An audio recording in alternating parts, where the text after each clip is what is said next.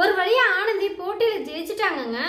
ஆமாங்க, நேத்து அன்பு மகேஷை பத்தி சொன்னாங்களே ஆனந்திட்ட, உனக்காக தான் மகேஷ் சார் இந்த போட்டியே அறிவிச்சிருக்காங்க அப்படின்னு சொல்லிட்டு சொன்னாங்களையா. அதெல்லாம் நினைச்சு பார்த்து இப்போ தைரியமா ஆனந்தி போய் மிஷின்ல உட்காடுறாங்க.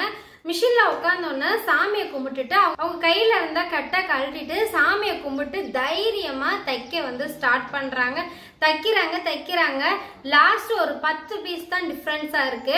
அப்போ அங்கனே ஒரு ராட்சசி சுத்திட்டு இருக்கா இல்லையா, அவ கருணாகரன்ட்ட சொல்றா, கருணாகரன் பாருங்க இன்னி 10 பீஸ் தான் டிஃபரன்ஸ் இருக்கு, எப்படின்னா ஜெயிச்சிருவா போல இருக்கே அப்படின்னு சொல்லிட்டு அவங்க ஒரு பக்கம் ரொம்ப டென்ஷனா இருக்கிறாங்க.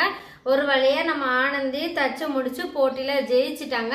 தச்சு முடிச்ச கையோடய அவங்க மயங்கி விழுந்துட்டாங்க. உடனே அன்பும் மகேஷும் ஒரே டயத்துல ஆனந்தின்னு போய் தூக்குறாங்க.